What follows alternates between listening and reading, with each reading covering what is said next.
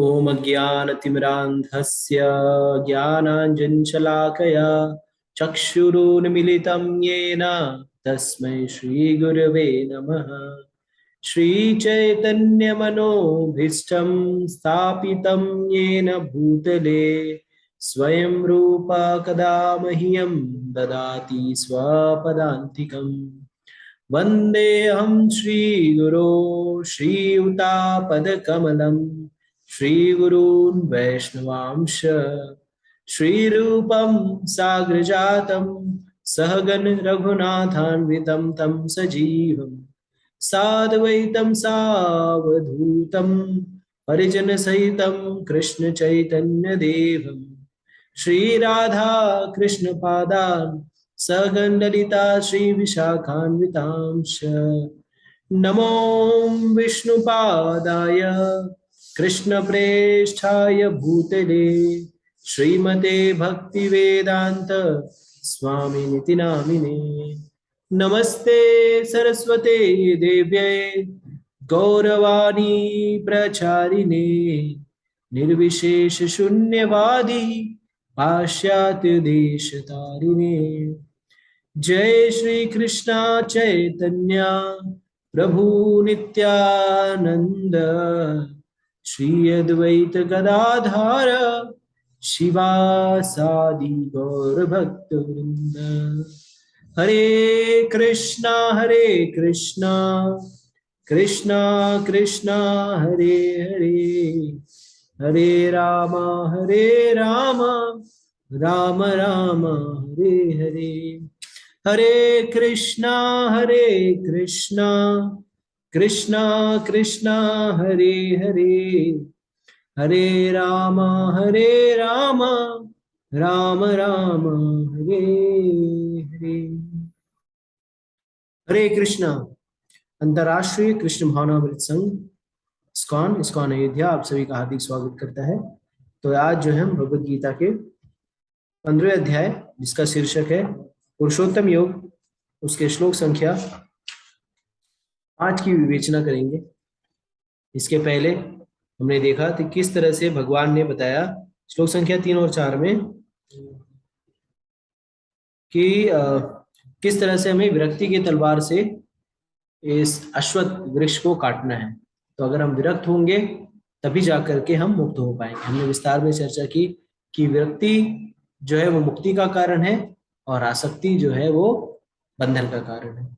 तो अगर हमें जन्म मृत्यु जरा व्याधि के चक्र से बाहर निकलना है तो उसके लिए हमें मुक्त होना पड़ेगा। और जब तक हम सारी चीजों से मुक्त नहीं होते तब तक हमें आध्यात्मिक जगत में प्रवेश भी नहीं मिल पाएगा। ठीक है, तो ज्यादा समय को वेस्ट नहीं करते हुए हम लोग आगे बढ़ते हैं श्लोक संख्या 5 पे। तो मैं स्क्रीन शेयर कर रहा हूँ। आप लोगों से अनुरोध है कि जब आपको पटल पर स्क्रीन दिखाई देने लगे तो आप कृपया बताइए जिससे हम आगे बढ़ सकें।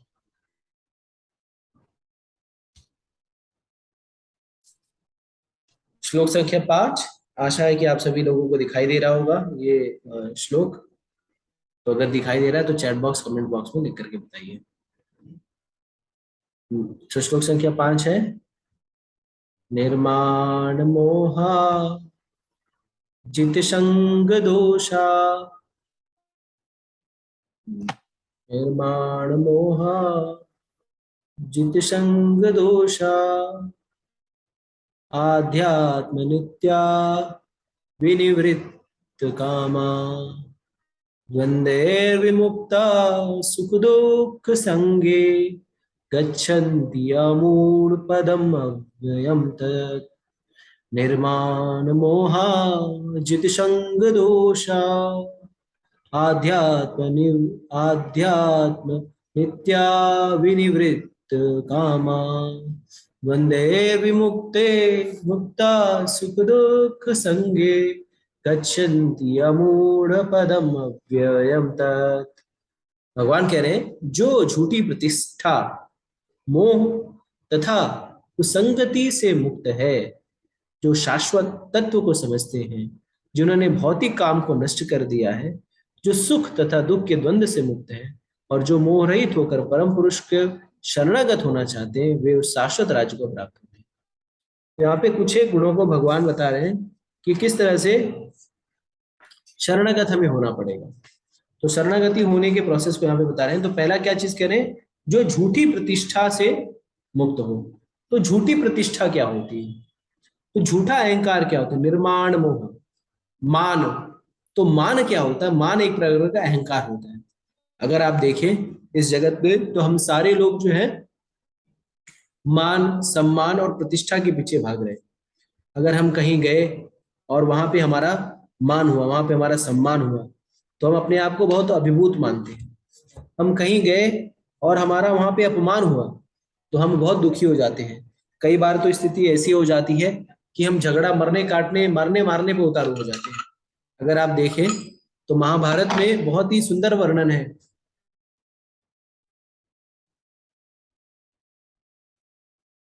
महाभारत या शास्त्रों के पन्नों में देखें तो ऐसे बहुत इंसिडेंट पड़े हुए हैं जहां पे अपमानित होने के कारण बहुत बड़े बड़े युद्ध हो गए हैं। एक्चुअली ये भगवद गीता जो सुनाई जा रही है, ये एक युद्ध क्षेत्र पे सुनाई जा रही है। कृष्ण और अर्जुन के मध्य में संवाद हो रहा है और ये कहाँ पे हो रहा है, ये कुरुक्षेत्र के युद्ध स्थल में।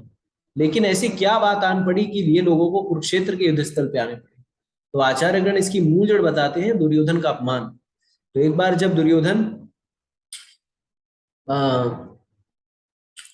पांडवों के महल में, राजमहल में गया, जहां पे विभिन्न विभिन्न प्रकार के चीजें ऐसी थी जो कि कंफ्यूजिंग थी। कहीं पे जल दिखता था, कहीं पे पानी दिखता था, कहीं अग्नि दिखती थी। वास्तविकता में होता वैसा नहीं था।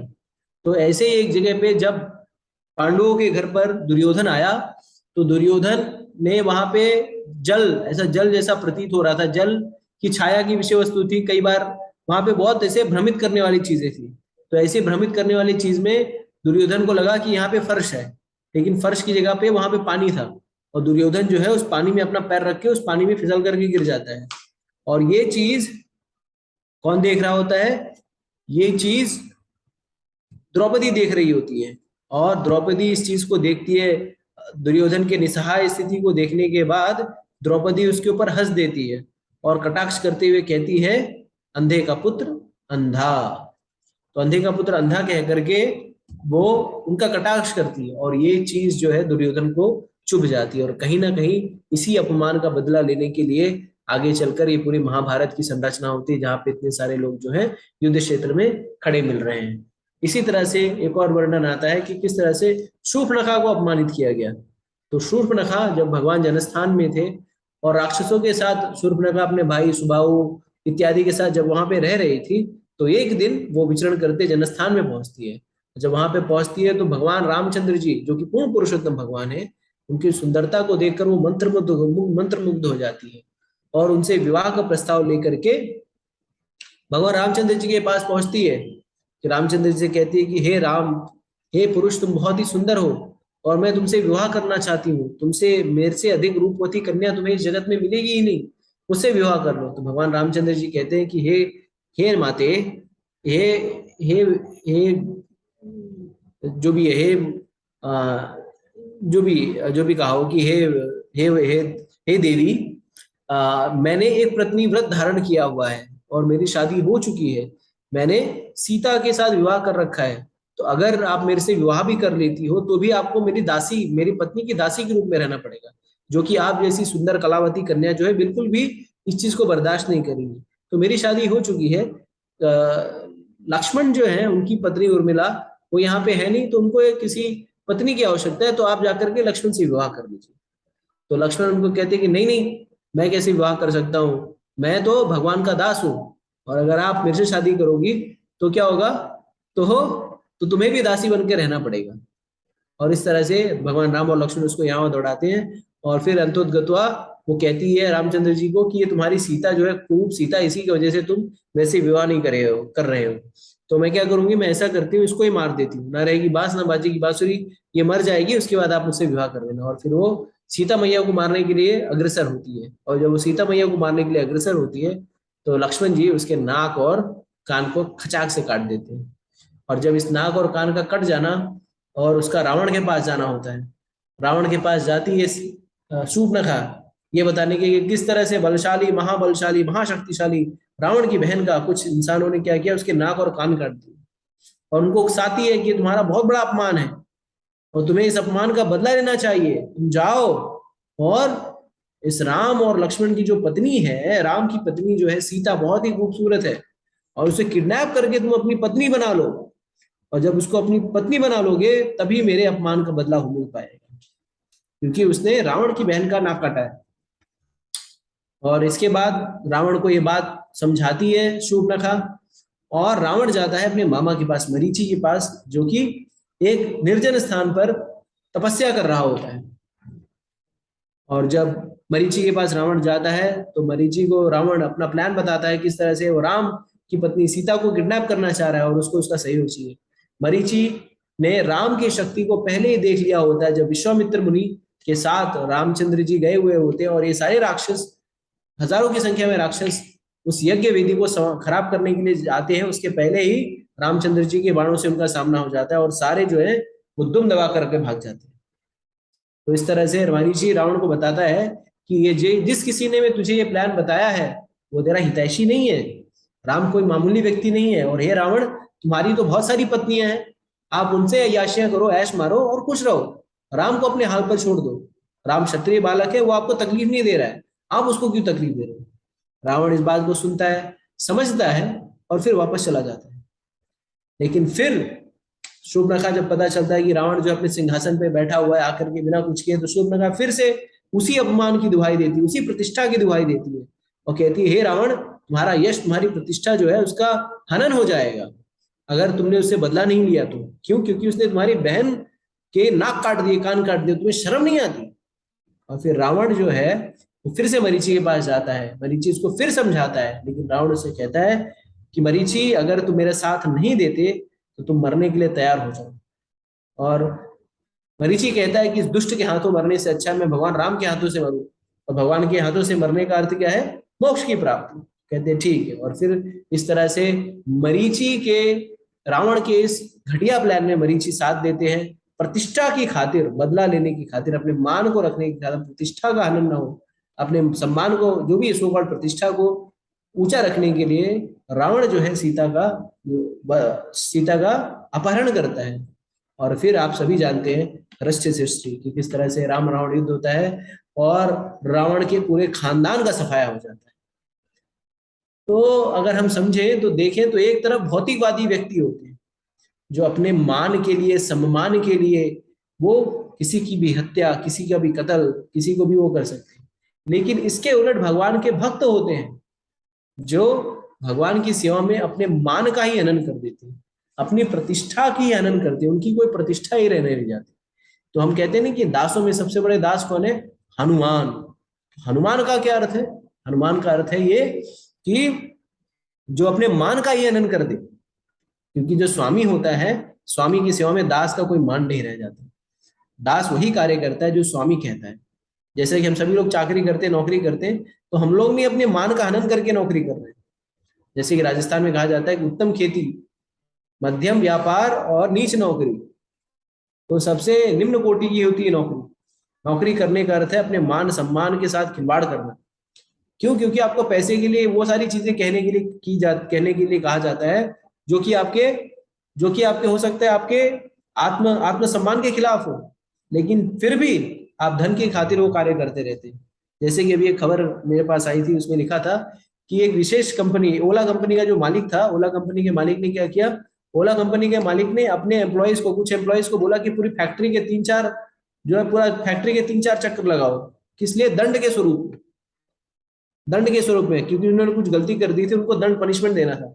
तो उनको क्या किया, बोले पूरे फैक्ट्री के 4 चक्कर लगाओ दौड़ दौड़ के। तो आप सोचिए कि आपने उसको नौकरी पे रखा है, किसके लिए? नौकरी पे रखा है उसको काम करने के लिए, और काम करेगा व्यक्ति तो गलती होगी। हाँ, अगर उसका वेतन काट लो, हाँ अगर बहुत गलती हो गई, लेकिन उसको दौड़ाना इस तरह से। लेकिन फिर भी वो लोग का भी सोचिए कि वो लोग ने भी अपना सम्मान कितना खो दिया था कि उनको बोला दौड़ने के लिए, तो दौड़े भी कि नहीं हमने गलती की, लाओ हम दौड़ लेते, नहीं तो हमें नौकरी से निकाल दिया जाए। तो सम्मान, झूठी प्रतिष्ठा के लिए लोग कुछ भी करने के लिए तैयार होते हैं। लेकिन रही बात भगवान के भक्तों की, तो भगवान के भक्त जो है अपने सम्मान, भगवान का सम्मान सर्वोपरि रखते हैं, भगवान का मान सर्वोपरि रखते हैं। वो कभी का भगवान भगवान के सम्मान के साथ कभी भी वो खिलवाड़ नहीं करते या समझौता नहीं करते। बाकी उनका कोई तो सम्मान ही नहीं होता। इसी के लिए कहते हैं उनका कोई सम्मान इन द सेंस वो कोई भौतिक सम्मान के अधिकारी नहीं है। जैसा कि रघुनाथ दास गोस्वामी अपनी शिक्षाओं में मन शिक्षा में बताते हैं कि मान सम्मान प्रतिष्ठा ये शूकर की विष्ठा की तरह है। एक आचार्य बताते हैं शूकर के विष्ठा की तरह है।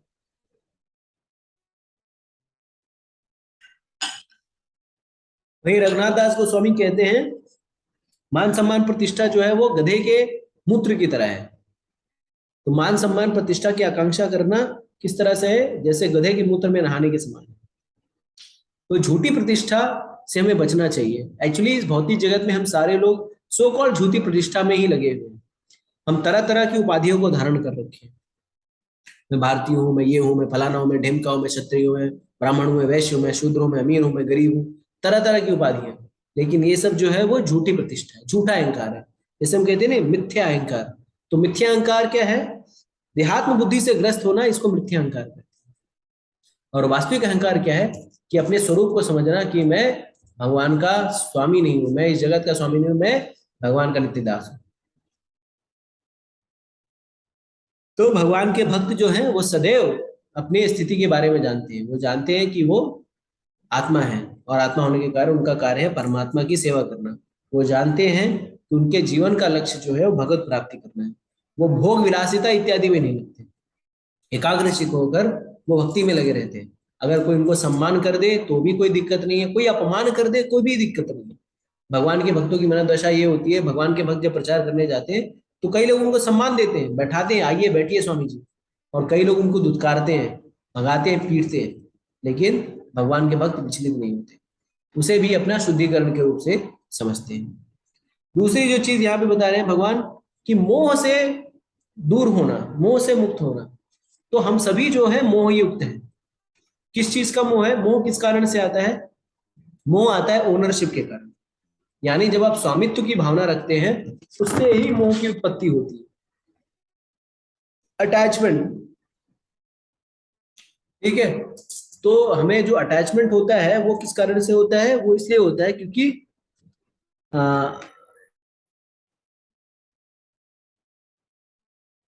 ओके, अटैचमेंट इल्यूजन, इल्यूजन हम कहते हैं अटैचमेंट और इल्यूजन। इल्यूजन किस लिए होता है? अटैचमेंट इसलिए होता है कि जब हम देहात्म बुद्धि से ग्रस्त होते हैं इससे माया की उत्पत्ति होती है। तो जब हम इस शरीर को सब कुछ मानते हैं और ये सोचते हैं कि हम आत्मा नहीं शरीर हैं, तो इस शरीर से उत्पत्ति जो भी चीजें हैं जैसे परिवार, देश, राष्ट्र, उसको हम परमानेंट मानते हैं। लेकिन वास्तविकता में ये सारी चीजें जो है वो क्या है? ये वास्तविक नहीं है। ये जो भी घर परिवार ये सब देख रहे हैं, ये सब शाश्वत चीजें नहीं है, अशाश्वत चीजें। आज हम किसी विशेष देश में पैदा हुए, किसी विशेष परिवार में पैदा हुए, किसी विशेष धर्म में हैं, लेकिन ये सब धर्म रियलिटी नहीं है। रियलिटी क्या है? वो है भगवान का धाम, भगवान की लीलाएं, भगवान के संगी। तो ये सारी चीजें जो है वो मोह से हमें बाहर निकालती है। भौतिक चीजें, भौतिक आसक्ति हमें मोह में फंसाती है, इल्यूजन में फंसाती है। ओनरशिप, जब देहात्म बोध से ग्रस्त हो जाते हैं तो हम अलग अलग तरह से उपाधियों में बंध जाते हैं, काला, गोरा, पीला, हरा, नीला इत्यादि। लेकिन हमारी एकमात्र उपाधि क्या है? हम भगवान के नित्यदास हैं। और जब हम इस उपाधि को धारण किए रहेंगे तो हम किसी प्रकार के मोह में नहीं फंसेंगे। ठीक है, मोह या माया में नहीं फंसेंगे। स्पष्ट हो गया? चैट बॉक्स में लिख करके बता सकते हैं। फिर तीसरी चीज है कुसंगति से मुक्त होना। तो कुसंगति क्या है? तो कुसंगति का अर्थ है कि जैसे अगर कोई भी भगवान का भक्त हो तो भगवान का भक्त वैसे ही कुसंगति से बच जाता है। क्यों? क्योंकि भगवान का भक्त जो है वो 4 नियम का पालन करता है। क्या क्या 4 नियम है? किसी प्रकार का मांस भक्षण नहीं करना, अंडा मछली और किसी प्रकार का मीट, किसी प्रकार का मांस नहीं खाना, किसी प्रकार का मदपान नहीं करना, किसी प्रकार का व्यसन नहीं करना, किसी प्रकार का जुआ नहीं खेलना, किसी प्रकार का स्त्री संग नहीं करना, स्त्री अवैध स्त्री संग या पुरुष संग नहीं करना। तो यही 4 चीजें जो हैं वो क्या है? वो भक्ति के लिए सबसे बाधक है, सबसे बड़ा इम्पिडेंट है। लेकिन भगवान का भक्त इन सारी कुसंगतियों से स्वाभाविक रूप से मुक्त रहता है। क्यों? क्योंकि इन सारी चीजों में उसको अलग से कोई रुचि ही नहीं रहती। तो जब कोई भी व्यक्ति भगवान की भक्ति करता है तो बिना किसी प्रयास से ही गंदगियों से बाहर निकल जाता है या गंदगियों से छूट जाता है। जैसा कि शास्त्रों में कहा गया है कि चेतो दर्पण मार्जनम भव महादवाग्नि निर्वापणम श्रेया कैरव चंद्रिका वितरणम विद्यावधु जीवनम। तो चेतो दर्पण मार्जनम, तो चेतो दर्पण मार्जन क्या करेगा? चेतो दर्पण मार्जनम का अर्थ है हमारे चित्त में जो बैठी मैल है या हमारे चित्त में जो बैठी है या मोह माया से जब हम जकड़े हुए, उस मोह माया के जकड़न से हम बाहर निकले। और ये तभी हो पाएगा जब हम भक्तों के संग में रहेंगे। तो भक्तों के संग में जब तक हम नहीं रहते तो हमारे अंदर, तो अगर भक्तों का संग नहीं है तो कुसंग है। अगर हमारे अंदर आध्यात्मिक इच्छा नहीं है तो भौतिक इच्छा है। तो किसी न किसी प्रकार की हम भौतिक इच्छा लेकर के ही रहेंगे। लेकिन जैसे जैसे हम निरंतर भक्तों का संग करने लगेंगे, उस प्रकार की इच्छा जो है अपने आप ही छूट जाएगी। वो उदाहरण आता है कि एक बार एक डाकू रहता है, डकैत रहता है, और डकैत क्या करता है, डकैत या चोर रहता है, चोर क्या करता है, चोर को पुलिस पकड़ाए रहती है, पुलिस दौड़ा रहती है पकड़ने के लिए। राजा के कुछ लोग, सिपाही उसको दौड़ा रहे थे, और ये भागता भागता क्या आ जाता है, एक आश्रम में आ जाता है। और आश्रम में आकर के वो साधु की कुटी में छुप जाता है। और ये राजा के सेवक आते हैं, साधु की कुटी में ढूंढते हैं, साधु को पूछते हैं कि भाई आपने इसको चौका। यद्यपि यद्यपि उसने देखा रहता है, लेकिन क्योंकि वो ध्यान में रहता है, इसके लिए वो राजा के सिपाही को उत्तर नहीं दे पाता। और ये राजा के सिपाही जो है वो आश्रम छोड़ करके चले जाते हैं। चोर को ये लगता है कि ये जो साधु है इसने मेरे को बचाया, इसने मुझे झूठ बोल करके राजा के सैनिकों से बचा दिया।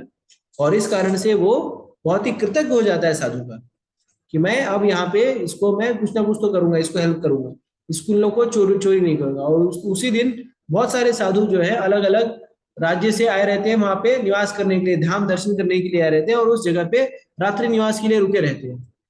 साधु से व्यक्ति मिलता हुआ कहता है कि हे साधु जी, मैं भी आप लोग के साथ रहना चाहता हूँ और मैं भी अपना शुद्धिकरण चाहता हूँ। तो साधु कहते हैं कि ठीक है, कोई बात नहीं, आप रहिए। और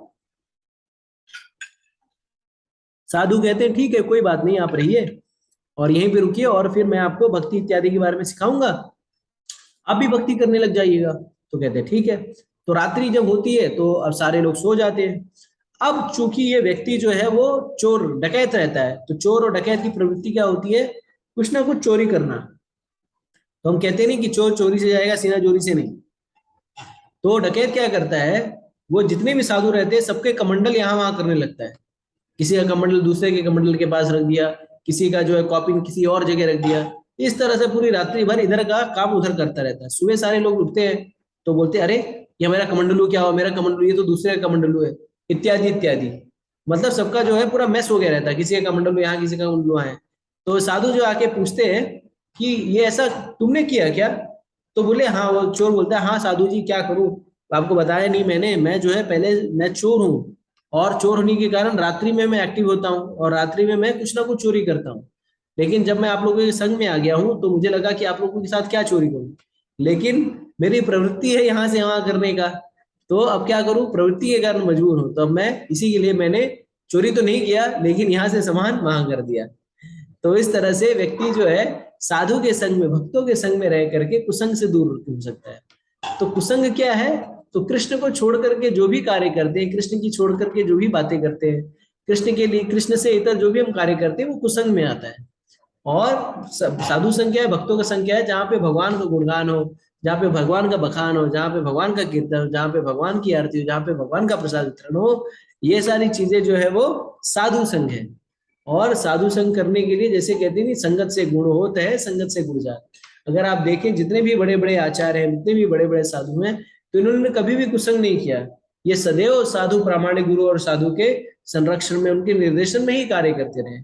चाहे वो ध्रुव जी हो, ध्रुव महाराज हो, या प्रहलाद महाराज हो, या कोई भी बड़े बड़े आचार्य हो, वो सब साधु के ही कृपा से, भक्तों की कृपा से ही कुसंग से बाहर रह पाते हैं।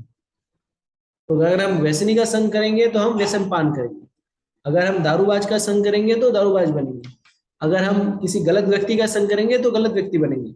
लेकिन अगर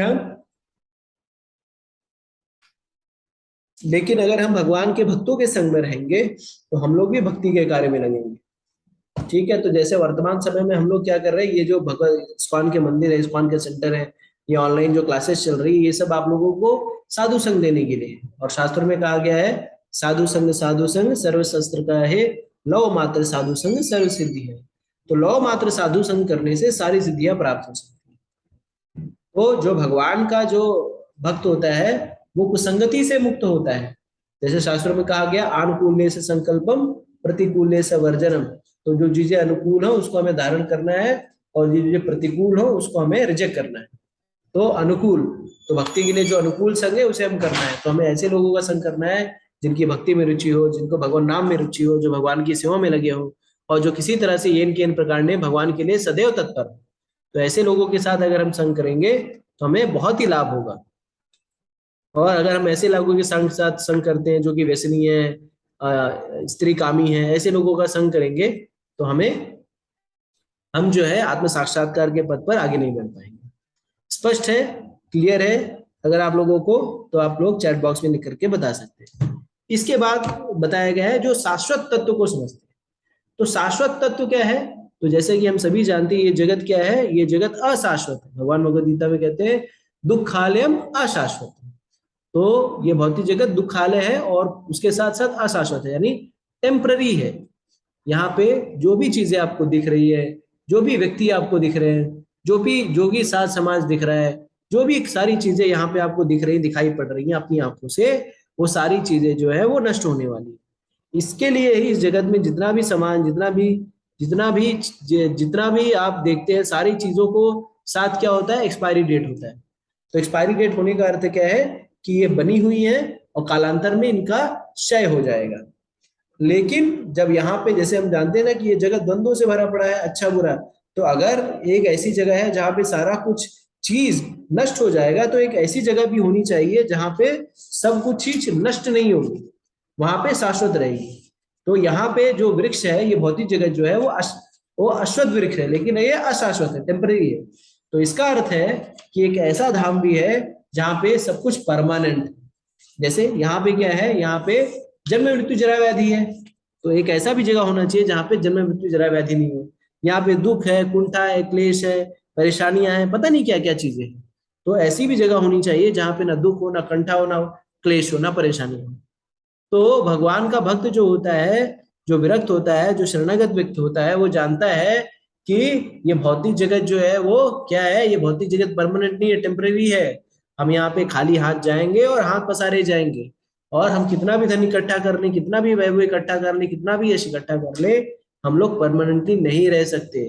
क्योंकि माया जो है हमें यहाँ से जूते मार करके भगा देगी। हम कितने भी प्रयास कर लें यहाँ पर परमानेंट रहने के लिए, लेकिन प्रकृति क्या करेगी, हमें हमें कहीं ना कहीं उठा के पटक ही देगी। तो जो व्यक्ति शाश्वत सत्य को समझता है कि वो, उसका स्वरूप क्या है, वो आत्मा है, वो शरीर नहीं है, उसकी कोई उपाधि नहीं है, वो उसका एक ही कार्य है, भक्ति में लगना, भगवान की सेवा करना, मनुष्य जीवन के उद्देश्य के बारे में जो जानता है, ऐसा व्यक्ति ही वास्तविकता में जानकार होता है। तो अगर आप देखें प्रहलाद महाराज जब अपने स्कूल में, अपने रिसेस में, लंच के समय जब बच्चों को भगवद गीता की क्लास देते थे, तो बच्चे कहते थे, अरे ये तो हमारे खेलने कूदने के दिन है, आप ये कहाँ से हमें भक्ति भावना की बातें कर रहे हैं? तो प्रहलाद महाराज क्या करते हैं, नहीं मेरे मित्रों, ये भक्ति करने का ही समय है। कौमार्य आर्चते प्राग्नो धर्मान भागवता यह। तो ये जो भक्ति है, ये कौमार्य आर्चते प्राग्नो, ये कौमार्य से भक्ति करनी चाहिए। और कौमार्य से भक्ति करेंगे तभी भी कालांतर में जाकर के हम शाश्वत सत्य को समझ पाएंगे। क्योंकि जैसे जैसे हम लोग बढ़ते, उम्र बढ़ती जाती है, शाश्वत सत्य को समझना उतना ही दुर्गम, डिफिकल्ट हो जाता है। क्यों डिफिकल्ट हो जाता है? क्योंकि हम किसी ना किसी तथाकथित धर्म से, किसी ना किसी तथाकथित समाज से जुड़ गए होते हैं, और उस सारे संस्कार की अमिट छाप जो है हमारे मनस पटल पर छप चुकी होती है।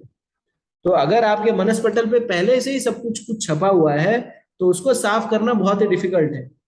अगर कोई व्यक्ति है, उसको कुछ नहीं पता, तो उसको आप आसानी से ज्ञान दे सकते हैं। लेकिन अगर कोई व्यक्ति है जिसे कुछ थोड़ा बहुत पता है, तो ऐसे व्यक्ति को ज्ञान देना जो है बहुत ही डिफिकल्ट है। तो जैसे कि अगर आप देखेंगे इस्कॉन के परिप्रेक्ष्य में, तो इस्कॉन में जितने भी नए लड़के हैं, मोस्टली जो नए लड़के हैं वो नए एज में आते हैं, 20 साल, 21 साल, और इस तरह से 20-21 साल की उम्र में वो भक्ति के कार्य में लग जाते हैं और शास्त्रों को पढ़ते हैं, और उनके अंदर कृष्ण के प्रति बहुत ही कन्विक्शन रहता है, शास्त्र के प्रति बहुत ही श्रद्धा होती है। लेकिन इसके उलट वो लोग जो कि जो कि भक्ति में बहुत देर से आते हैं, तो उनके लिए बहुत डिफिकल्ट हो जाता है भगवान की भक्ति में लगना, कृष्ण के विषय में जानना सुनना। और धीरे धीरे जैसे जैसे उम्र भी बढ़ती जाती है, वैसे ही अलग अलग प्रकार के रोग व्याधि क्लेश कष्ट जो है जीवन में हमें फंसाते जाते हैं। कभी कोई दर्द हो रहा है, कभी कुछ दर्द हो रहा है, कभी कोई बीमारी पकड़ ली, कोई कुछ हो गया। तो इस तरह से अलग अलग तरह का रोग और कष्ट पकड़ता जाता है, और ऐसे स्थिति में शाश्वत सच समझना भी चाहे तो नहीं समझ पाते। क्यों? क्योंकि व्यक्ति जो है वो शरीर से ही तकलीफ में होता है। लेकिन जो भगवान के भक्त जो मुक्त होना चाहते हैं, वो इस शाश्वत सत्य को समझते हैं। वो किसी प्रकार के उग्र कर्म में नहीं लगते, वो ज्यादा ज्यादा धनोपार्जन करने का प्रयास नहीं करते। भगवान की कृपा से, कृष्ण की महती कृपा से उन्हें जो भी भोजन यापन जीवन यापन करने के लिए जो भी धन संपत्ति धन मिल जाता है, उसी में वो संतुष्ट रहते हैं। उनको अलग से कोई चाहत या कोई इच्छा नहीं रहती। वो जानते हैं कि कृष्ण जो है सबके नियंत्रक और नियामक है। कृष्ण ही सबका भरण पोषण करने वाले हैं। जैसे कि कहा गया है कि नित्यो नित्यानाम चेतनाश चेतना नाम एको बहुधी विदधाति कामम। तो नित्यो नित्यानाम, तो भगवान जो है वो सबका भगवान नित्य है और सबके भरण पोषण की व्यवस्था कर रखी है। और हमें क्या करना है? हमें कृष्ण के बारे में जानना है। जैसे कि अगर भक्ति सिद्धांत सरस्वती महाराज कहते थे कि इस जगत में अगर सारी बुक को फूंक देना चाहिए, जितनी भी सारी पुस्तकें हैं लाखों करोड़ों की संख्या में, उनको जला देना चाहिए और सिर्फ एक पुस्तक होनी चाहिए, वह है श्रीमद् भागवतम। क्योंकि श्रीमद् भागवतम में इस सारे तथ्यों को बहुत ही विस्तार से बताया गया है कि मैं कौन हूँ, भगवान कौन है, भगवान से उनका क्या संबंध है और उस संबंध का कैसे निर्माण किया जाए। तो ये शाश्वत सत्य समझना बहुत ही नितांत आवश्यक है। फिर प्रभुपाद भगवान कह रहे हैं जिन्होंने भौतिक काम को नष्ट कर दिया है। तो भौतिक काम का अर्थ क्या है? भौतिक इच्छाएं। तो काम का अर्थ स्त्री पुरुष संग से ही नहीं है। काम का अर्थ है भौतिक इच्छाएं, भोग करने की इच्छाएं। तो भोग करने की इच्छाओं के कारण ही हम शाश्वत जगत से इस अशाश्वत जगत में आए। तो कृष्ण से पृथक होकर भोग करने की इच्छा के कारण ही हम यहाँ पे इस भौतिक जगत में हैं, जहां पर जन्म मृत्यु जरा व्याधि के चक्र में हम फंसे हुए हैं। लेकिन अगर कोई व्यक्ति अपनी इंद्रियों को, अपने सारे सेंसेस को, अपने सारे कार्यकलाप कृष्ण को समर्पित कर देता है और वो सारे कार्य, उसकी एकमात्र इच्छा रहती है कि वो जो भी कार्य करेगा कृष्ण की प्रसन्नता के लिए करेगा, कृष्ण की सेवा के लिए करेगा, तो ऐसा व्यक्ति जो है क्या, ऐसा व्यक्ति भौतिक काम को नष्ट कर दे। ऐसे व्यक्ति को भौतिक भौतिक काम नहीं सताता। तो जो भगवान के भक्त हैं वो क्या है? वो 24 घंटा सदैव भगवान के चिंतन मनन और कीर्तन में अपने अपने हिसाब से लगे हुए हैं, तो सदैव शुद्ध सात्विक स्तर पे होते हैं। लेकिन इसके अलावा जो भौतिकवादी लोग हैं वो यही सोचते हैं कि कहाँ पे दारू मिल जाए, कहाँ पे शराब मिल जाए, कहाँ पे भोग करने की इच्छा हो जाए, कहाँ पे हम भोग करने लगे इत्यादि। इस तरह से वो भौतिक भौतिक आसक्ति में फंसे रहते हैं। और भौतिक आसक्ति में फंसे रहने का अर्थ है कि आपको अलग अलग आपके कर्मफलों के अनुसार शरीर मिलेगा। स्पष्ट हो रहा है? तो अगर हमें इन सारी चीजों से बाहर निकलना है, भौतिक शरीर से बाहर निकलना है, तो हमें आध्यात्मिक शरीर प्राप्त करना है। तो हमें क्या करना पड़ेगा? हमें भगवान की भक्ति में लगना पड़ेगा। भगवान की भक्ति कैसे कर सकते हैं?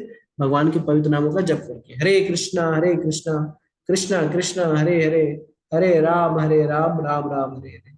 तो अगर स्पष्ट हो गया हो तो चैट बॉक्स में लिख करके बता सकते हैं। हरे कृष्ण।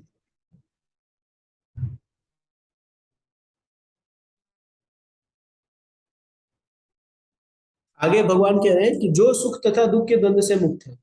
तो सुख और दुख के द्वंद्व से मुक्त होने के लिए भगवान ने बार बार इंस्ट्रक्शन दिए हैं, बार बार निर्देश दे रहे हैं। भगवान इस इंस्ट्रक्शन को, इस निर्देश को बार बार दोहरा रहे हैं। जैसे कि दूसरे अध्याय में भगवान ने कहा था कि मत स्पर्शस्तु कौन्तेय शीतोष्णा सुख दुखदा अग्माप्यान्यो अनित्य स्तम तितिक्ष्व भारता। तो सुख और दुख कैसे है? सुख और दुख सर्दी और गर्मी की तरह है। और सर्दी और गर्मी में क्या करना है हमें? सर्दी और गर्मी को टॉलरेट करना है। और ये सर्दी और गर्मी लगती क्यों है, हमें ये सोचने का प्रयास करना चाहिए। सर्दी और गर्मी लगती है हमें देहात्म बोध से ग्रस्त होने के कारण। तो वर्तमान समय में आप देखिए, वही पानी जिससे हम नहाते हैं, अगर उसमें गीजर न लगा हो तो एकदम ठंडा रहता है ठंडी का समय। और वही पानी जब हम गर्मी में इस्तेमाल करते हैं तो गर्म लगता है। तो किस कारण से हो रहा है? इंद्रिय बोध के कारण से हो रहा है। इंद्रिय बोध के कारण जो है व्यक्ति को अलग अलग तरह का द्वंद्व मिल रहा है। लेकिन हमें ये भी जानना चाहिए कि ये जो द्वंद्व है वो, ये सुख और दुख का द्वंद्व जो है वो आता जाता रहेगा। कोई भी चीज इस जगत में परमानेंट नहीं रह सकती, चाहे वो सुख हो चाहे दुख हो। अगर आज अभी आपके जीवन में सुख है तो आगे चल कालांतर में आपको दुख प्राप्त होगा। अगर कालांतर में आपको दुख है तो अभी जो है वो सुख प्राप्त होगा। तो हमें सुख और दुख दोनों ही स्थिति में, सुख और दुख दोनों ही स्थिति में क्या करना है, दोनों ही स्थिति में हमें टॉलरेट करना है, अपने आप को द्वंद्व से मुक्त रखना है। और जब हम सुख और दुख के द्वंद्व से मुक्त रहेंगे तो क्या होगा, तो हम भगवान के बहुत ही प्रिय बनेंगे। क्योंकि सुख और दुख कहीं ना कहीं हमें इस भौतिक जगत में बद्ध रखेगा।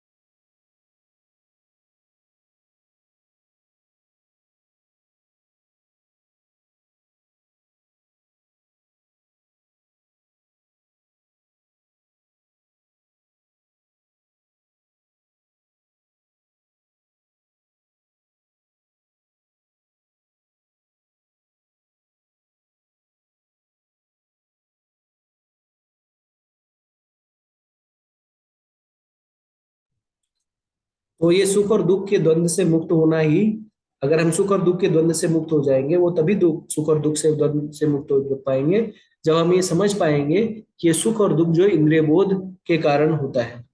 तो जैसा कि भगवद गीता में भगवान बताते भी है कि सुख और दुख जो है वो इंद्रिय बोध के कारण ही होता है। और अगर आप देखें तो हम सारे लोग जो है इसी इंद्रिय बोध से, इंद्रियों से सुख प्राप्त करने का प्रयास कर रहे हैं। और जितना ही हम इस इंद्रियों से सुख प्राप्त करने का प्रयास करेंगे उतना ही दुख के दलदल में हम फंसते जाएंगे। तो अगर हमें इस सुख और दुख के द्वंद्व से मुक्त होना है तो उसके लिए हमें क्या करना पड़ेगा, भक्ति के कार्यों में लगना पड़ेगा, भगवान की सेवा में लगना पड़ेगा। और भगवान की सेवा में ही हम इस भौतिक जगत के द्वंद्वों को पार कर पाएंगे। और जो ऐसा शुद्ध भक्त होता है वो क्या करता है, सुख और दुख के द्वंद्व से, कैसे द्वंद्व से मुक्त होता है भगवान का भक्त, तो भगवान के भक्तों की चेतना क्या होती है, जब उसके जीवन में किसी प्रकार का सुख आता है तो उसे भगवत कृपा मानता है, ये कृष्ण की कृपा है कि उसके जीवन में कुछ आनंद की अनुभूति हो रही है। लेकिन अगर उसके जीवन में दुख भी आता है तो भी उसे भगवान की कृपा ही समझता है। क्यों? क्योंकि वो जानता है कि भगवान जो है उसके कर्मफलों को काट रहे हैं।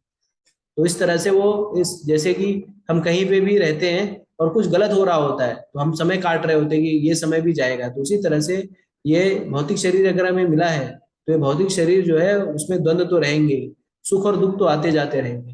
लेकिन हमें क्या करना है, इस सुख और दुख के झंझावात में फंसना नहीं है और शांत चित्त होकर के उसको सहते हुए आध्यात्मिकता में भक्ति के मार्ग पर आगे बढ़ना है। भक्ति के मार्ग में हमें बहुत सहना और सुनना पड़ता है। तो अगर आज आप लोग में से बहुत सारे लोग जब भक्ति करने के लिए, जब नाम जप करने के लिए पहली बार शुरू किए होंगे तो बहुत सारे लोगों ने आपके ऊपर कमेंट मारा होगा, बहुत सारे लोगों ने आपको उलाहना दी होगी, बहुत सारे लोगों ने, आपके पति, आपके सुहृद, आपके रिलेटिव्स ने बहुत सारी चीजें कही होंगी। तो आपने, अगर हम इन्हीं उलाहना को सुन करके, इन्हीं तानों को सुन करके अगर हम भक्ति को छोड़ दें तो ये हमारी बहुत बड़ी मूर्खता है। तो हमें उलाहनाओं को, इन सारी चीजों को सुन करके हमें भक्ति को छोड़ना नहीं है, हमें भक्ति में लगे रहना है। और जब हम निरंतर भक्ति में लगे रहेंगे तो भगवान के कृपा को आकर्षित आकर्षित करेंगे। तो कहते, वो भागवतम में एक श्लोक भी है जिसमें कहा गया है कि किस तरह से व्यक्ति अगर दुख को सहते हुए भगवान की भक्ति करे तो ऐसा व्यक्ति जो है वो मतलब भगवान के धाम जाने का अधिकारी हो जाता है। क्यों? क्योंकि उसने विपरीत परिस्थिति में ही भगवान की सेवा में लगा रहा। तो हमें भी क्या करना है, जैसे अगर आप देख लीजिए, हम सारे लोगों को लोग रोकते टोकते हैं भक्ति करने से, लेकिन हम में से कोई भी ऐसा नहीं होगा जिसके घर वाले जो है नामाला जप करने के लिए, नाम जप करने के लिए उसको तलवार घुसा दे रहे हैं या जहर दे दे रहे हैं या कांटों से चुभो रहे हैं। हमें से कोई है, अगर कोई ऐसा है जिसके घर वाले नाम जप करने पे उसको मारते पीटते हैं, या नाम जप करने पे उसको जहर दे रहे हैं, या नाम जप करने पे उसको काट रहे हैं, पीट रहे हैं, मार रहे हैं, ऐसा कोई है तो चैट बॉक्स में लिख करके बता सकता है। तो हम में से कोई भी ऐसा व्यक्ति नहीं होगा जिसको घर पे भक्ति करने के लिए मारपीट किया जाता होगा। लेकिन अगर आप शास्त्रों को देखें, प्रहलाद महाराज को देखें, तो प्रहलाद महाराज के पिताजी उनके दुश्मन थे, और भक्ति करने के लिए प्रहलाद महाराज को कितनी कितनी ताड़नाएं, नाना प्रकार की ताड़नाएं दी गई। हाथी से कुचलवाया गया, जहर दिलाया गया, उनको मारने का प्रयास किया गया, पहाड़ से फेंक दिया गया, तरह तरह के अनंत प्रकार के उनको कष्ट दिए गए। लेकिन फिर भी जो प्रहलाद महाराज थे वो भक्ति से च्युत नहीं हुए, भक्ति के पथ में निरंतर लगे रहे, उसमें अडिग हो करके, चाहे कुछ भी आओ, झंझावात आए, चाहे बारिश हुआ, चाहे बादल हुआ, चाहे बारिश हुआ, कुछ भी हुआ, तो भक्ति में लगे रहे, दुख को सहते हुए भी वो भक्ति के मार्ग में आगे बढ़ते रहे। तो हमें भी जो है सुख और दुख के द्वंद में फंसना नहीं है। ऐसा नहीं कि दुख आए तो हम भक्ति छोड़ दें। सुख और दुख जीवन का पार्ट है। जिस तरह से हम जब दुख आता है तो भोजन करना नहीं छोड़ देते, सांस लेना नहीं छोड़ देते, पानी पीना नहीं छोड़ देते, सब कुछ करते हैं। उसी तरह से चाहे सुख हो चाहे दुख हो, हमें भगवान का नाम जप करना नहीं छोड़ना है। हरे कृष्णा कृष्णा कृष्णा हरे हरे, हरे राम राम राम हरे हरे। और आप देखें तो जब भक्ति के मार्ग में रहेंगे तो उसमें कठिनाइयां आएंगी।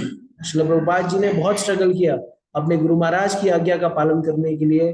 उन्होंने कितने साल, 1956 से लेकर 1950 से लेकर कम से कम 16-17 साल जो प्रचार के लिए संन्यास लेने के बाद यहाँ वहाँ भटके। कभी वो दिल्ली पैदल जाते थे, वहां पे छपाई करवाते थे, पुस्तक ढुलवाते थे, क्या क्या नहीं करते थे, किसके लिए? प्रचार करने के लिए। लेकिन उनको कहीं भी सफलता हासिल नहीं हुई। और फिर उन्होंने अंतोदगत्वा क्या किया? अंतोदगत्वा फिर 70 वर्ष की आयु में वो अमेरिका गए और वहां पे जाकर के वो भगवत भक्ति का प्रचार कर पाए। तो हमें ये नहीं सोचना चाहिए कि भक्ति करेंगे तो सब कुछ सरल हो जाएगा या सब कुछ हम प्राप्त ही कर लेंगे। भगवान की सेवा में हमें बहुत स्ट्रगल करना पड़ता है। जैसे कि वर्तमान समय में अभी हम लोग जो है अयोध्या में प्रतिदिन, जैसे अभी तक तो हम लोग हफ्ते में एक बार ही खिचड़ी प्रसाद वितरण कराते थे 1000 लोगों के लिए, और अब जो है हम प्रयास कर रहे हैं कि प्रतिदिन जो है 1000 लोगों के लिए खिचड़ी वितरण हो जाए। तो उसके लिए अभी हमें, हमारा जो सालाना बजट है वो 13.5 लाख रुपए का है। मतलब एक महीने का बजट है कि ये हर दिन अगर 1000 लोगों को हम खिचड़ी खिलाते हैं तो हमें 30 दिन में 30,000 लोगों को खिचड़ी वितरण होगी। और पूरे महीने का जो बजट है वो 1,11,000 के आसपास है। और पूरे साल का है 13 लाख के आसपास, 13-13.5 लाख के आसपास। तो इस तरह से हम लोग प्रयास कर रहे हैं कि अगर हमें कोई 13 व्यक्ति मिल जाए, 12 व्यक्ति मिल जाए जो हमें हर महीने जो है, अगर एक महीने का स्पॉन्सर कर दे, तो अगर 12 भक्त मिल जाके के 12 भक्त मिल जाएंगे ऐसे, तो हमें पूरे साल भर का जो है हम खिचड़ी वितरण कर पाएंगे।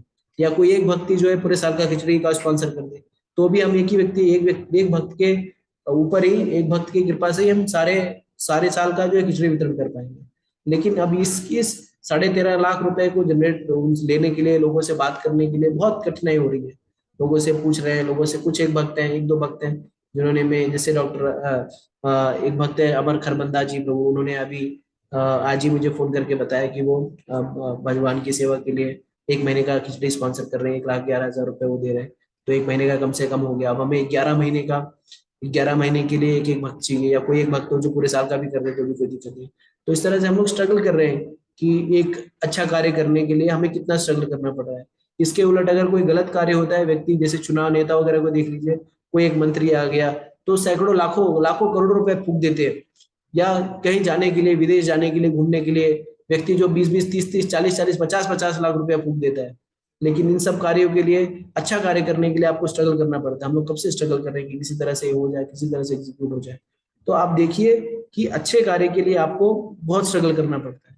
लेकिन बुरा कार्य करने के लिए लोग देखिए, डिस्कोथेक बाहर कई कई लोग तो करोड़ों रुपया जो है लेकर के सोए रहते हैं। हाँ, आप देखिए कई लोग जाते हैं, एक ही दिन होटल में जाते हैं, किसी में 2 लाख, 4 लाख, 10 लाख रुपए उड़ा करके आ जाते हैं। तो स्थिति ऐसी है। तो अगर आप में से कोई अगर हेल्प करना चाहता हो तो मुझे पर्सनली बता सकता है, और फिर हम लोग देख सकते हैं, बात कर सकते हैं किस तरह से आप हेल्प करेंगे। तो ये कर सकते हैं। तो मेरा कहने का पॉइंट ये था कि हमें, जब हम जाते हैं प्रचार के लिए, तो हमें कष्ट भी होता है। कई लोग दुत्कारते हैं, कई लोग एक्सेप्ट करते हैं, कई लोग कुछ भी करते हैं। लेकिन हम लोग भी उसको सहते हुए कि नहीं चलो ठीक है, हमारा शुद्धिकरण है, हमारा प्योरिफिकेशन है, और इस तरह से हम भगवान की सेवा में लगे रहते हैं कि चलो ठीक है, कुछ नहीं तो भगवत कृपा, भगवान तो देख रहे हैं, भगवान की कृपा ही प्राप्त होगी। तो हम देखते हैं कि व्यक्ति जो है वो मोह रहित, और ये सारी चीजें जो है, हमें इस द्वंद्वों से बचना बहुत ही नितांत आवश्यक है। और बाकी जैसे यहाँ पे बता रहे हैं कि व्यक्ति जो है मोह रहित होकर परम पुरुष के शरणागत होना चाहिए। तो मोह रहित होकर के परिणाम, ये शरणागत होना बहुत इंपॉर्टेंट है, क्योंकि शरणागति के विषय में भगवान हर पद पे बताते हैं। और जब तक हम भगवान के शरण में नहीं जाएंगे, तब तक हमारे हमारी प्रॉब्लम्स का हल नहीं निकलेगा। तो अगर आप देखिए अर्जुन के, भगवत गीता की शुरुआत में अर्जुन के जीवन में बहुत सारे द्वंद्व थे, बहुत सारी प्रॉब्लम्स थी कि मैं लड़ूंगा नहीं, मेरे चाचा है, मेरे मामा है, मेरे ताऊ है, मेरे काका है, तरह तरह के सगे संबंधी जो है मरने मारने पे उतारे हुए हैं, तो मैं इन सबको कैसे मारूं। और फिर यहाँ तक कि अर्जुन जो है वो इनडिसीजन, मतलब उसके पास कोई चारा नहीं रह जाता, और हताश होकर के रोने गाने लगता है, रोता है और बोलता है कि मुझे समझ नहीं आ रहा है कि मैं क्या करूं। और फिर जब ऐसी स्थिति में जब उसको कुछ समझ में नहीं आ रहा होता है तो क्या करता है वो भगवान को शरणागत हो जाता है। जय भगवान को कहता है कार्पण्य दोष पहतो स्वभावा वृक्षामि तुम धर्म सम्मूढ़ चेता यक्षस्या निश्चितम मुरितम में शिष्यस्ते हम साधि बनते। तो हे मैं आपका शिष्यत्व ग्रहण करता हूँ, तो मैं आपका शिष्यत्व ग्रहण करता हूँ, और आप मुझे बताइए कि मेरे लिए श्रेयस्कर क्या होगा। तो इसी तरह से हमारे जीवन में भी द्वंद्व है, हमारे जीवन में भी मोह है, और हमें भी क्या करना चाहिए, जब हमें भी कुछ नहीं समझ में आ रहा हो तो हमें भी भगवान की शरणागति लेनी चाहिए। कलयुग में भगवान की शरणागत होने के लिए सबसे सरल तरीका है उनके नाम का जप। हरे कृष्णा कृष्णा कृष्णा हरे हरे, हरे राम राम राम हरे हरे। तो जब हम भगवान के शरणागत हो जाते हैं, भगवान की भक्ति में लग जाते हैं, तो हम अपने आप ही द्वंद्वों से मुक्त हो जाते हैं, अपने आप ही सारे प्रॉब्लम से छुटकारा मिल जाता है। भगवान भगवदगीता आखिर में कहते भी हैं सर्वधर्मान परित्यज्य माम एकम शरणम व्रज हम तुम सर्व पापेभ्यो मोक्षयिष्यामि मा शुचः। तो अगर हम भगवान के शरणागत हो जाते हैं तो भगवान हमारे सारे द्वंद्व, सारे प्रॉब्लम, सारे कंफ्यूजन को दूर कर देते हैं।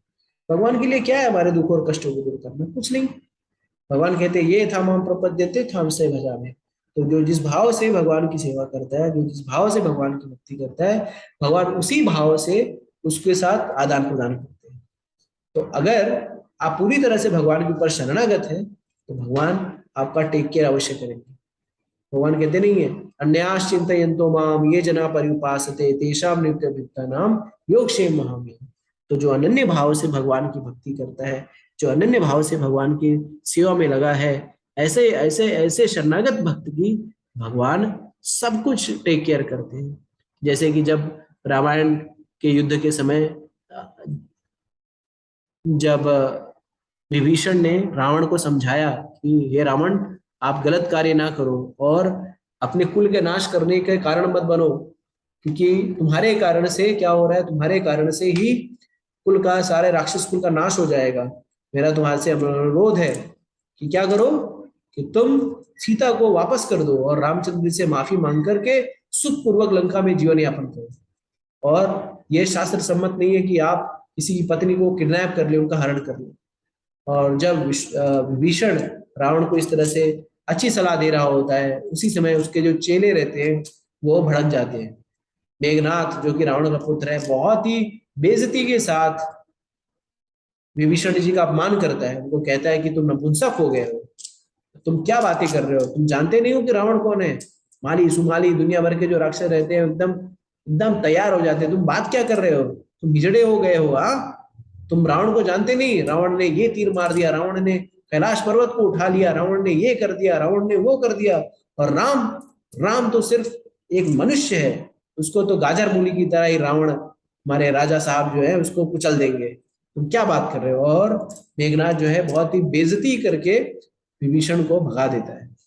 अब विभीषण के पास कोई चारा नहीं है, लेकिन जैसे कि भगवान के भक्त करते हैं, भगवान क्या है, कृष्ण क्या है, अकिंचन गोचरा है, जिसका कोई सहारा नहीं होता भगवान उसको सहारा देते हैं, जिसका कोई मालिक नहीं होता भगवान उसके मालिक बनते हैं, जिसको कोई देखभाल करने वाला नहीं होता भगवान उसकी देखभाल करते हैं, जिसको कोई चाहने वाला नहीं होता भगवान उसको चाहते हैं। तो भगवान अकिंचन गोचर है, तो भगवान चाहेंगे तो, लेकिन क्या हम भगवान के पास जाते हैं उस चाहत को प्रदर्शित करने के लिए। हाँ, जैसे आपको भूख लगी है तो आपको जाना पड़ेगा ना मम्मी के पास, आप कष्ट में पड़े हैं तो मम्मी के पास जाइए। तो हमें भगवान के पास जाना है, भगवान तो वेट कर रहे हैं, भगवान तो मंदिर में वेट कर रहे हैं हमारा कि कब हमारा भक्त आएगा, मैं उसका दर्शन करूंगा, कब मेरा बेटा आएगा मैं उसका दर्शन कर पाऊंगा। लेकिन हमारे बेटे को ही टाइम ही नहीं है दर्शन करने के लिए, वो दूर से ही दर्शन करता है। तो जब दूर से दर्शन करते हो तो भगवान क्या करेंगे आपके लिए, आप आओ उनके पास। तो विभीषण जो है वो पहुंचता है राम के कैंप में। जब राम के कैंप में पहुंचता है तो हल्ला मच जाता है कि रावण का भाई आया है। तो कुछ लोग बोलते मारो इसको, मार दो, राक्षस है, ये रावण का भाई है, ये षड्यंत्र रचने आया, इत्यादि इत्यादि। और फिर वो जाकर के पहले सुग्रीव उसके पास जाते, सुग्रीव जाते हैं, उसे बोलते हैं कि भाई विभीषण क्यों आए हो यहाँ पे? तो वो कहते हैं कि मुझे राम से मिलना है, मैं उनको शरणागत होना चाहता हूँ। और फिर राम को आकर के बताते हैं, भगवान रामचंद्र जी कहते हैं नहीं नहीं हमारा अतिथि है, उनको ऊंचा आसन दीजिए। और इस तरह से उनको बैठाते हैं। और क्या कहते हैं, आते हैं विभीषण जी, और हनुमान जी होते हैं, सुग्रीव होते हैं, सारे उनके अंगद वगैरह रहते हैं। और क्या कहते हैं अपना, विभीषण जी भी होते हैं, तो रामचंद्र जी भी होते हैं, लक्ष्मण जी होते हैं। तो जैसे ही वाक्य बैठते हैं, भगवान रामचंद्र जी उनको लंकेश कह के संबोधित करते हैं कि हे आइए लंकेश, आसन ग्रहण करिए। और लंकेश जब कहते हैं तो सारे लोग आश्चर्यचकित हो जाते हैं, क्योंकि लंकेश तो रावण है। हाँ, लंकेश रावण है और इसको लंकेश कह रहे हैं, मतलब क्या है? लेकिन एनीवेज वो पूछते हैं कि क्या करना चाहिए, सबसे पूछते हैं कि ये विभीषण जो है वो शरणागत होना चाहते हैं, तो हमें क्या करना चाहिए? तो कुछ लोग बोलते हैं नहीं नहीं ये रावण का भाई है। जैसे आप जैसे बोलते नहीं है कि काठ का बोकला काठ में लगता है, लकड़ी जो टुकड़ा लकड़ी में लगता है, कौवा जो है कौवे के साथ उड़ता है, हंस जो है हंस के साथ उड़ता है। तो ये यहाँ पे आ रहा है, मतलब कुछ चाल है, इसको हमें हमें जो है इसको एंटरटेन नहीं करना चाहिए। लेकिन हनुमान जी कहते हैं नहीं, ये है, इसको पूछ लेते हैं। भगवान रामचंद्र जी आप ही बेटर जानते हैं। तो विभीषण जी जो है वो रामचंद्र जी को शरणागत हो जाते हैं। और उसके बाद सब शरणागत हो जाते हैं, मित्रता हो जाती है, और फिर उसके बाद सब जो है उनको रहने की व्यवस्था कर दी जाती है। उसके बाद हनुमान जी वहां पे रहते हैं। हनुमान जी उनसे प्रश्न पूछते हैं भगवान रामचंद्र जी से कि रामचंद्र जी, ये विभीषण जो है वो तो रावण का भाई है, ठीक है। रावण जो है मौजूदा समय में लंका का स्वामी है, लंका का राजा लंकेश वही है। आपके पास अभी आप लंका पहुंचे भी नहीं है, और आपने विभीषण को लंकेश कह करके भी संबोधित कर दिया। मान लीजिए कि कल को रावण को सद्बुद्धि आ जाए, कोई उनको इनको भक्त मिल जाए, उनको समझा दे कि अगर हम राम की शरणागति लेना अच्छी बात है, और वो उसको माफी मिलके, मतलब वो माफी आके मांग ले और आपके शरणागत हो जाए, तब तो फिर दिक्कत हो जाएगी। क्योंकि आपने तो इसको लंकेश कह करके संबोधित, इनको लंकेश कह दिया, विभीषण जी को क्या करेंगे उस समय? तो रामचंद्र जी ने कहा कि मैं उसको कहूँ, मैं विभीषण को लंका का राजा बना दूंगा और रावण को अयोध्या का राजा बना दूंगा, या विभीषण को अयोध्या का राजा बना दूंगा, सॉरी। तो अगर आप विभीषण को अयोध्या का राजा बना देंगे, नहीं नहीं विभीषण को नहीं, रावण को अयोध्या का राज दे देंगे, तो अच्छा ठीक है, अगर रावण को अयोध्या का राज दे देंगे तो आप कहाँ जाएंगे? तो बोले मैं क्या नाम है, मैं, हाँ, तो बोले कि भरत कहाँ जाएंगे? तो कहते कि भरत को मैं वैकुंठ का राजा बना दूंगा। तो बोले ठीक है, अगर भरत को वैकुंठ का राजा बना दोगे तो फिर आप कहाँ जाओगे?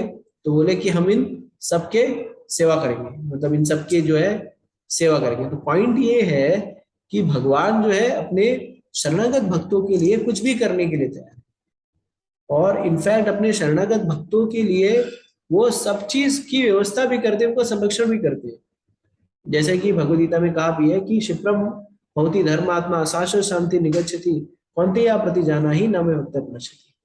तो जो भगवान का भक्त है उसके लिए भगवान अर्जुन से कहलवाते हैं, ये अर्जुन ये घोषणा कर दो कि मेरे भक्त जो हैं कभी उनका नाश नहीं होगा।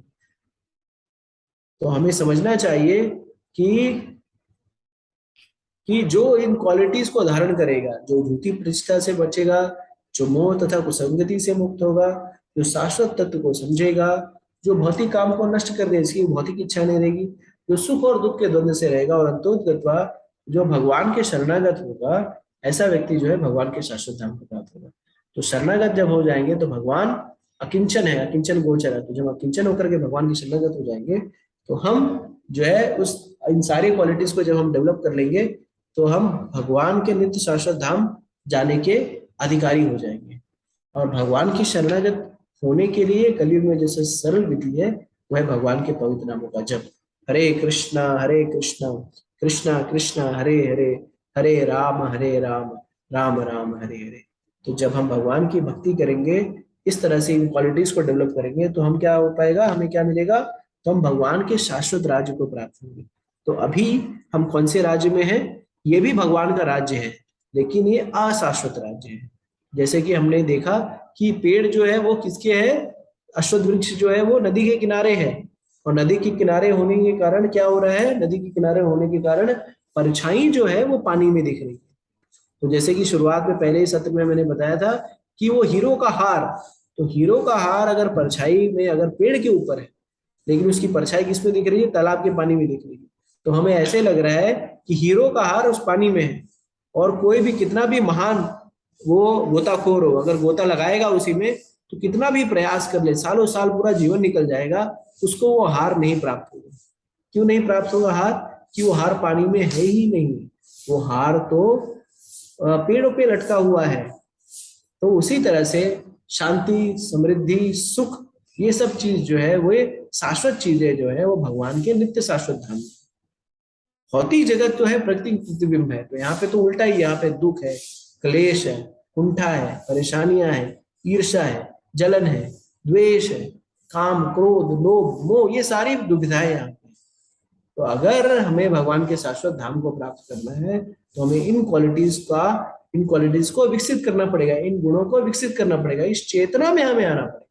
तो इस चेतना में आने के लिए हमें क्या करना पड़ेगा, जैसा कि बताया गया, कुसंग का त्याग करना पड़ेगा। कुसंग यानी भक्तों का संग करना पड़ेगा, और जब तक हम भक्तों का संग नहीं करेंगे तब तक हम आध्यात्मिक उन्नति नहीं कर सकते।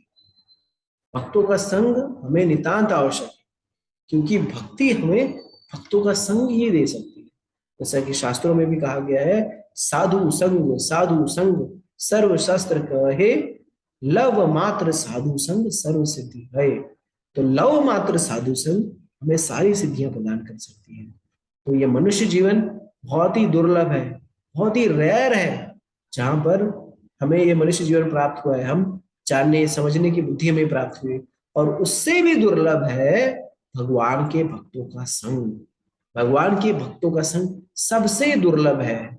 अगर आप देख लीजिए, भारत की जनसंख्या 130 करोड़ है, लेकिन 130 करोड़ में से 10 लाख या 20 लाख भी ऐसे लोग नहीं होंगे जो सही से भक्ति कर रहे होंगे, जो नियम कानून का पालन कर रहे होंगे, जो भगवान के पवित्र नामों का जप कर रहे हैं। तो बहुत दुर्लभ है। अगर आप मोहल्ले, किसी गले या जिले में निकल जाइए तो भक्तों की संख्या बहुत नगण्य है। ठीक है, तो हमें, क्योंकि आत्म साक्षात्कार के पथ पर जाने वाले लोगों की संख्या ही कम है। भगवान खुद कहते हैं, बहुनाम जन्म मानान्ते ज्ञानवान माम प्रपद्यते वासुदेव सर्वमिति स महात्मा सुखद।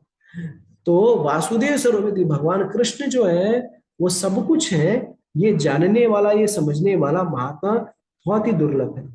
क्यों? क्योंकि बाकी लोग जो हैं वो इन किन प्रकार भोग विलास इसी सब चीजों में लगे हुए हैं। कहाँ पे उनको धन मिल जाए, कहाँ पे उनको यश, कहाँ पे उनको पैसा मिल जाए, कहाँ पे भोग मिल जाए, इन सारी चीजों पे लगे हुए हैं। और कभी भी वो आत्म साक्षात्कार के लिए प्रयत्नशील ही नहीं होते।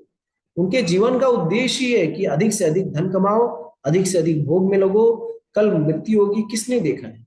इस तरह से वो एक मकड़ जाल में फंसे हुए हैं। लेकिन अगर हमें इस मकड़ जाल से फंसने से निकलना है तो हमें ये शरणागति धारण करनी है, शरणागत होना पड़ेगा। और जब तक हम शरणागत नहीं होंगे तब तक हम गंतव्य पे नहीं पहुंच पाएंगे। तो मनुष्य जीवन का जो परम गंतव्य है वो भगवान के धाम की प्राप्ति। अगर हम शरणागत नहीं हो तो भगवान के धाम को प्राप्त नहीं कर पाएंगे। अब छोड़ दिए छोटी छोटी चीज, अगर हम जाते हैं ट्रेन में, ट्रैवल करते हैं ट्रेन में या हवाई जहाज में, तो जब हम जाते हैं तो हम क्या होते हैं, उस ड्राइवर के ऊपर शरणागत होते हैं। जैसे हम ट्रेन में जाते हैं तो रात्रि के समय खर्राटे भर रहे होते हैं, सो रहे होते हैं। और फिर कभी देखा है आपने कि आप कभी चिंता करते हो कि यार ये ड्राइवर जो है वो हो सकता है सही मार्ग पे गाड़ी चलाए या नहीं, या भटक जाए या नहीं, हो सकता है कि ये रास्ते में रोक दे। हम कभी इस चीज के ऊपर चिंता करते नहीं करते। क्यों? क्योंकि हमें पूरी शरणागति होती है, पूरा फेथ होता है कि ये ड्राइवर जो है वो सही मार्ग में चलाएगा। या हवाई जहाज में जब ट्रैवल करते हैं तो कभी हम लोग की चिंता रहती है कि यार ये हवाई जहाज में देखिए सड़क भी नहीं यहाँ पे, ये हो सकता है कहीं पे इंडिया की जगह पे ऑस्ट्रेलिया में ना उतार दे हवाई जहाज, या अफ्रीका में कहीं जंगलों में ना उतार दे हवाई जहाज। तो हमें कभी इस चीज पे शंका होती है, संशय होता है? नहीं, हम पूरी तरह से उस ड्राइवर पे, उस पायलट पे पूरी तरह से शरणागत होते हैं। उसी तरह से हम सभी को इस हरिनाम के ऊपर शरणागत होना है। हरे कृष्णा कृष्णा कृष्णा हरे हरे, हरे राम राम राम हरे हरे। तो अगर हम इस हरिनाम रूपी नौका पर, इस हरिनाम रूपी हवाई जहाज पर अगर हम सवार हो जाएं और ये हरिनाम करने मात्र से ही ये सारे सद्गुण जो है अपने आप ही हमारे अंदर विकसित होने लगे। तो अलग से सद्गुण विकसित करने के लिए प्रयास नहीं करना है, सिर्फ हमें हरिनाम का जप करने में प्रयास करना है। हरे कृष्णा कृष्णा कृष्णा हरे हरे, हरे राम राम राम हरे हरे।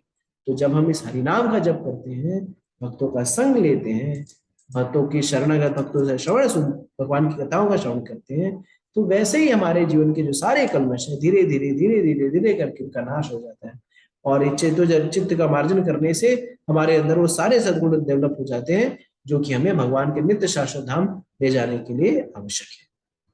तो आप सभी से अनुरोध है कि इस विधि का आप सभी लोग तीव्रता से अनुपालन करें, प्रयास करें कि प्रतिदिन कम से कम 108 बार तो हरे कृष्ण महामंत्र का जप करें। हरे कृष्णा कृष्णा कृष्णा हरे हरे, हरे राम राम राम हरे हरे। जब आप इस तरह से शरणागत होकर के पूर्ण रूप से भगवान की भक्ति में लगेंगे तो भगवान के नित्य शाश्वत धाम को अवश्य प्राप्त होंगे, इसमें कोई दो राय नहीं। तो यहीं पे अपनी वाणी को विराम देता हूँ। आप सभी से अनुरोध है, आप सभी को मुझे अगर आप लोगों को स्पष्ट हो गया हो तो चैट बॉक्स में लिख सकते हैं। आप सभी से अनुरोध है कि आप लोग जो है भक्ति के कार्य में लगे रहें, भगवान के नामों का जप करते रहें, भगवद गीता भागवतम का अध्ययन करते रहें, कथाओं का श्रवण करते रहें। और इस तरह से अगर आप तीव्रता से लगे रहेंगे तो दिन दूर नहीं जब आपको मनुष्य जीवन के परम लक्ष्य की आसानी से प्राप्ति होगी। तो यहीं पे इस सत्र को समाप्त करते हैं। आप लोगों से अनुरोध है इसको वीडियो को लाइक और शेयर कर लीजिए, अगर कोई सब्सक्राइब करना चाहते हैं सब्सक्राइब भी करवा दीजिए। और यहीं पे अपनी वाणी को विराम देता हूँ। भगवद गीता यथारूप की जय, जगत गुरु श्रील प्रभुपाद की जय, श्री गुरुदेव की जय। ओम तत्सत। हरे कृष्णा कृष्णा कृष्णा हरे हरे, हरे राम राम राम हरे हरे। जय गुरुदेव, जय श्री प्रभुपाद। हरे कृष्णा। आप सभी को मेरा धन्यवाद। हरे कृष्णा।